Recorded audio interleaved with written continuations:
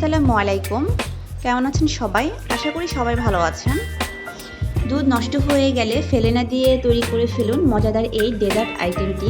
এখানে আমার কিছু ফেটে যাওয়া দুধ, আমি এখানে কিছুটা পানি দিয়ে চুলায় জাল করে নিব। আর এখানে আমি 1 টেবিল চামচ ভিনেগার দিব। ভিনেগারটা দেওয়ার পরে কিছুক্ষণ ধরে জাল করে নিব। আর একটা চামচের সাহায্যে এটা নাড়াতে হবে। তো এখন এই দেখুন ছানাটা এই পর্যায়ে আসছে। এখন আমি ছানাটা তুলে নিব একটা বাটিতে, কিছুটা পানি সহ তুলে নিতে হবে।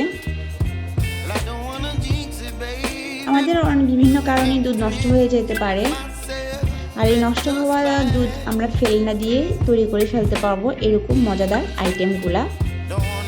এখন আমি একটা কড়াইতে ছানাগুলা ঢেলে নিব,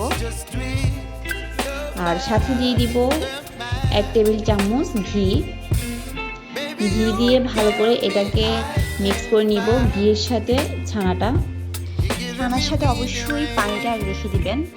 পানিটা না রাখলে ছানাটা খেতে মজা লাগবে না। এখানে আমি দিয়ে দিচ্ছি এখন কিছুটা পাউডার মিল্কটা দিয়ে এখানে ভালো করে আমরা মিক্স করে নিব সবগুলো উপকরণের সাথে। তারপর আমরা এখন চিনি দিয়ে দিব। আমি এখানে 2 টেবিল চামচ চিনি দিয়েছি। চিনি দিয়ে ভালো করে এটা মিক্স করে নিব। চিনির পরিমাণটা আপনারা আপনাদের সুবিধা মতো নেবেন।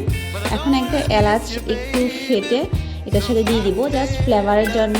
আর পরবর্তীতে আমরা এলাচটা তুলে ফেলে দিব। এই যে এলাচটা আমি এখন ফেলে দিচ্ছি। এটা দেওয়ার জন্য একটা আলাদা একটা ফ্লেভার আসবে ডেজার্টটাতে। বাটিতে এটা ঢেলে নিব। এই যে আমি ছানাটা বাটিটাতে ঢেলে নিচ্ছি। এখন চামচ দিয়ে একটা স্কোয়ার শেপে আনবো।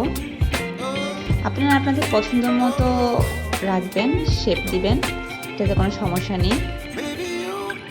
আমি এটাকে স্কোয়ার শেপে আনলাম, একটু চেপে দিতে হবে। এই তো আমার এটা রেডি। ডেজার্টটা ভালো করে সেট হয়ে নেওয়ার জন্য এটাকে আমি এখন 20 মিনিট ফ্রিজে রেখে দিব। 20 মিনিট পর ফ্রিজ থেকে নামিয়ে নিলাম। ছুরির সাহায্যে এখন ডেজার্টটা কেটে নিব।